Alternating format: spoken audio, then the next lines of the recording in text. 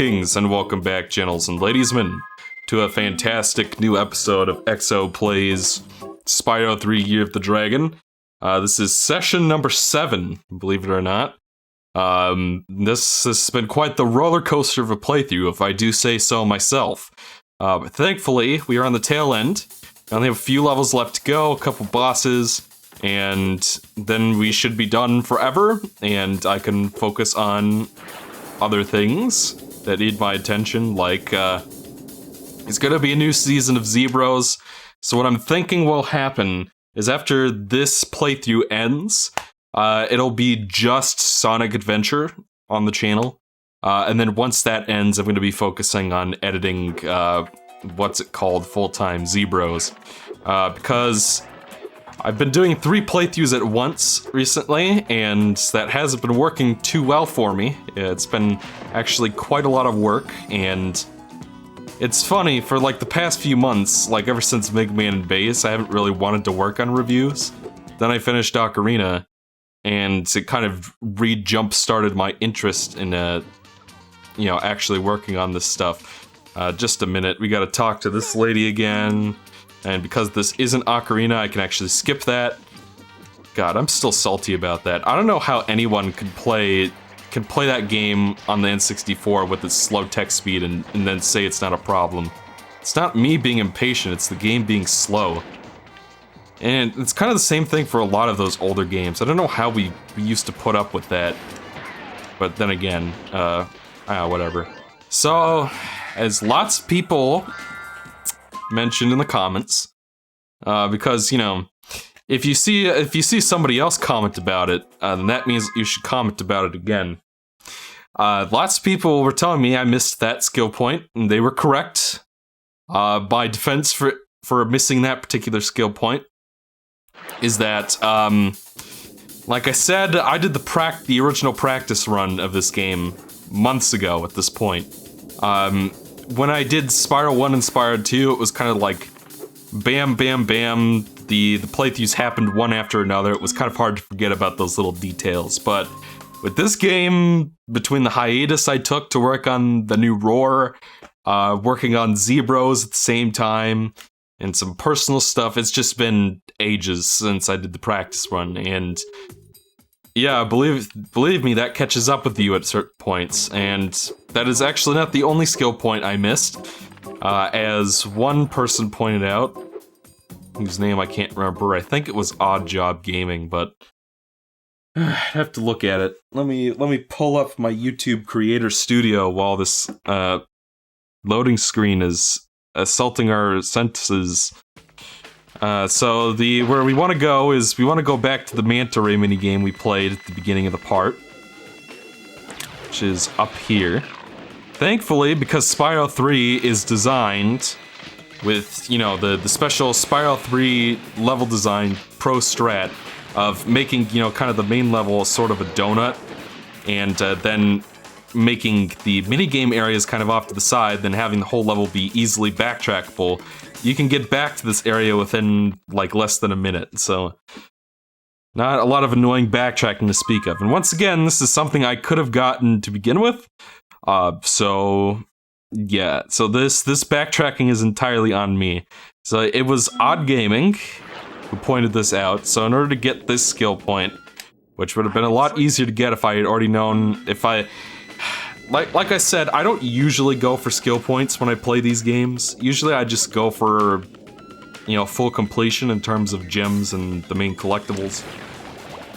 But much like Aquaria Towers, the seaweed model is back. And if you destroy all the seaweed, much like in Aquaria Towers, you will get a skill point. So that's exactly what we're gonna do. We're gonna go destroy this, and as you can see, if I'd actually remembered to do that when we were here last, it's not really that much extra work or effort or time to speak of. Like, there, we already got it. That's it. Alright, so we'll go ahead and leave this area real quick and head back. So yeah, I do kid, but I do appreciate folks, pointing out when I miss this kind of stuff, because, but at the same time, if I don't get something right away and you point it out and I don't get it immediately in the next episode, I record this playthrough in kind of, like chunks. Basically, like I play a bunch of stages, I record for about an hour, and then I cut it off, then I upload whatever that is, then I record another session like that later. And the reason I do that is exactly so, if people point stuff out to me in the comments, that I can address them in later parts, because that wasn't something I did for the DKC one playthrough. I just recorded the whole thing at once, pretty much. And then there was a lot of stuff I didn't get to respond to because of that. So that's plus it's the approach I've taken with Let's Plays since the early Game Mavericks days. So that's just how I do things. Okay. So that means that if I don't address something in the comments right away, like immediately in the next part, that's why, because I record things in sessions. Shh, Spyro. Don't tell anyone, but we've stolen some magic from the sorceress. We're hiding here whilst we practice using it. Unfortunately, we've had a bit of an accident and turned everything into crystal, and it seems to have aggravated the indigenous creatures.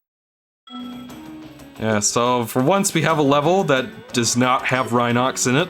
All the enemies you fight here are indigenous creatures. The plot of this level doesn't really have anything to do with the sorceress beyond... or the main plot, really, beyond collecting the eggs, but seeing as, the eggs are the name of the game at this point, it's probably fine. So, I'm gonna have to sacrifice at least one level, because I've not yet spoken in depth about the Reignited Trilogy at this point in the playthrough. And the reason for that is that there just hasn't been time.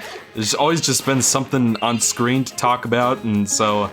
I guess what I've learned is I'm gonna have to sacrifice at least a level here or two if I'm ever gonna talk about it before the playthrough ends. And I think Crystal Islands is probably the best level to sacrifice. There's not really that much to say about it.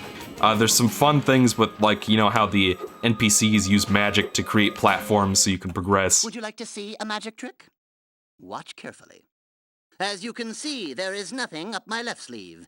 Nothing up my right sleeve, but now, with a wave of my hands and the magic word, Alakazam! So, and presto, we have gem platforms.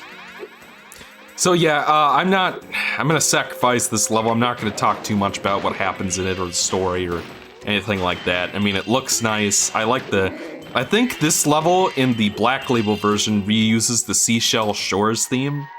And it might be that way in the PAL version too, but this song right here, I believe, is a Greatest Hits and Platinum Hits exclusive track, which is obviously the NTSC Green Label and the PAL re-release version. Yeah, so if you live in the PAL region, get the Platinum Hits version. If you live in the NTSC region, you will want the Green Label Greatest Hits version. And yeah. So Spyro Reignited Trilogy is something that essentially something I've wanted ever since the Insane Trilogy got announced. Because it always seemed weird to me that, well, Crash is getting this, but not Spyro. All this magic is just misdirection, which is why I'm going to start that whirlwind over there. Abracadabra!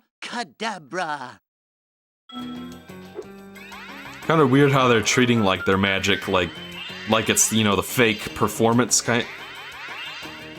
I could have swore I just saw a red gem fall off that platform. Well, now I guess I get to talk to those guys again. Or not, since there was a nice, convenient checkpoint for me. This playthrough's been a disaster. Can I say that? It's been a disaster. And I don't use that word lightly. Hopefully that red gem didn't fall off the platform. Hopefully it did get it somehow. Otherwise, it's gonna be a problem. We're gonna have a case of Enter the Dragonfly up in here. Yeah.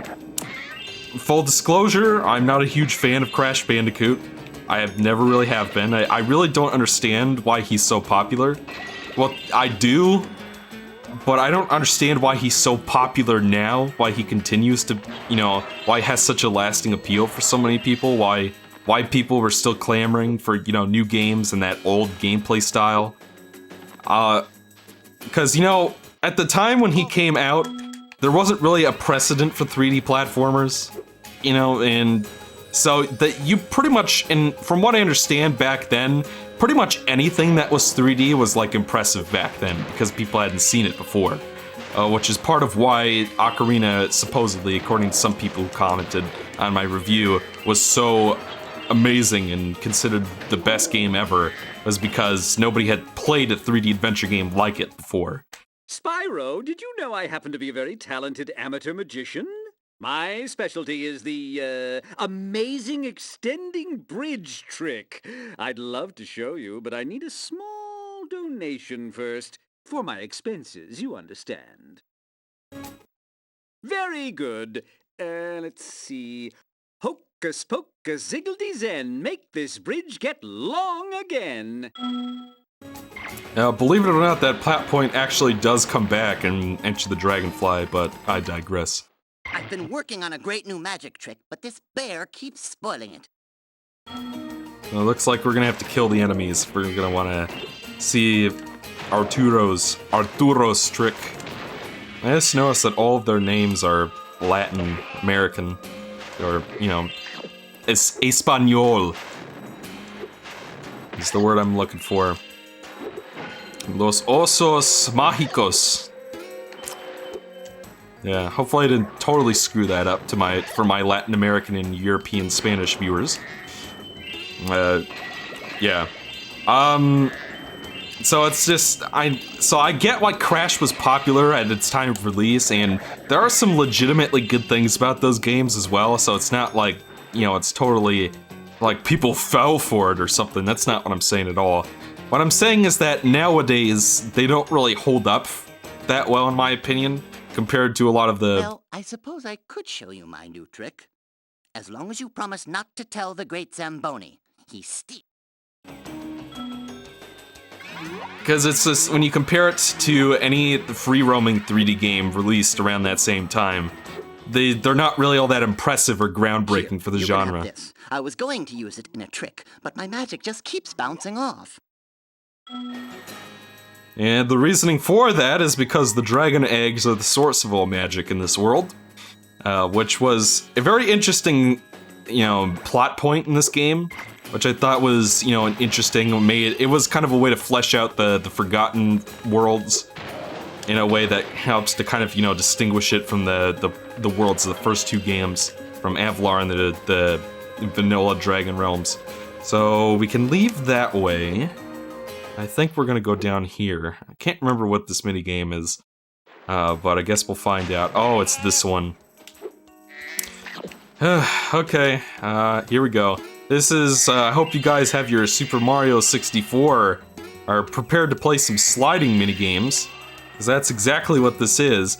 I don't know, I guess it's a little bit different from the Super Mario 64 secret slide level, because we also have to collect these gems along the way. Obviously, Sparks can help with that, but yeah, I don't know. I find that he can be kind of inaccurate in this minigame, well, just a little bit.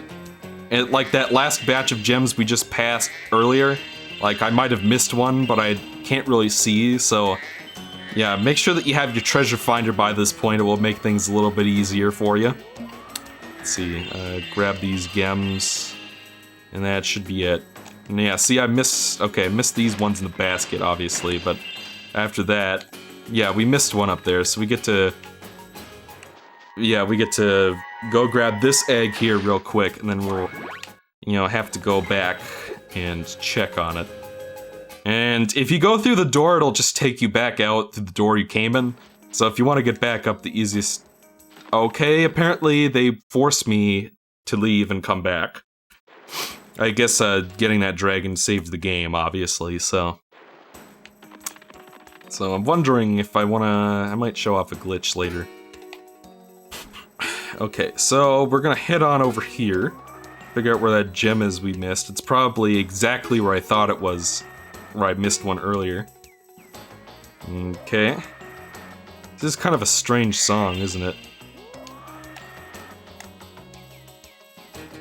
So I can't tell if I missed any others, but I guess I'll find out in a minute. So yeah, not a horrible minigame at all. Pretty competent mechanical challenge, obviously. You've got some new physics to deal with, and you gotta steer around and collect the gems. So that's a pretty good minigame. So yeah. And for the record, I was not very impressed with the Crash Insane Trilogy. The port of Crash 1 is terrible. It is one of the worst remakes. Okay, maybe that's a bit of a stretch, but point is, the Crash 1 remake especially was really, really bad, and I hated it. But the Crash Insane Trilogy was received very well. I have gotten loads and loads of requests to review the Insane Trilogy, and part of the reason I haven't done it so far is because, from my experience, Crash fans don't really like to hear differing opinions from the status quo, which I suppose is not especially different from most fan bases, but, still, they don't, I don't know, people who grew up with Crash don't like to hear people who didn't grow up with Crash talk about Crash, if it's not positive. You know what I mean? And I don't know, I'm sure that there are plenty of very reasonably thinking Crash fans out there who will be like, okay, I understand where you're coming from. I'm sure there are, but it's just like, eh. Making a remake or re-break episode is a lot of work. Making any review really is, but it's just like, if I know I'm gonna get a mostly negative reaction, then it just doesn't seem like worth the trouble, But, like Abif keeps saying, I'm probably gonna end up reviewing it anyway, just to get it off my chest, because I talk about the Insane Trilogy on this show all the fucking time. But I digress. Let's go grab this fellow real quick. Yeah, Grace. And Grace has a little baseball cap. It's cute. Looks like we still have some gems left around here somewhere. And by the way, those gem lamps up there, I believe, are taken from Spyro 2. And if they aren't, I'd be very surprised to hear that they aren't. Oh, that's right, we gotta... Oh, how the hell did I miss these? Usually I don't rely nearly as much on the treasure finder in this game. But this past playthrough here, wow. I guess I'm getting a bit sloppier here. It looks like we got that whirlwind going for us. Go ahead and take that upstairs, and we're on Earth. There's a treasure chest, I believe we have the key already. Or maybe we don't. I 99% recall grabbing a key from on top of one of these. Yeah, so I just gotta go find it is the thing. Yeah, there it is. Let's go grab those gems real quick. And that should be it for this area of the stage, I'm pretty sure. Yeah, we're done. Okay. Alright, so all we have to do now is catch that thief, who is reused for once, it's not reused from Spyro 2, it's reused from Spyro 1. You recall Nasty's loot, there was a thief and a plane flying around. That was like the most annoying part of that stage, was trying to catch that thief. If you've played Spyro 1, you know what I'm talking about. Usually I've caught him by now, so I don't know what the deal is. And since I missed that star, it's probably going to be a lot harder to catch him now. Oy.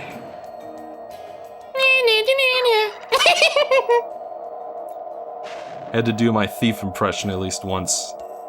The generic Spyro thief voice. Got him. That's one more egg for our collection. And unfortunately, folks, we are all out of time for this episode.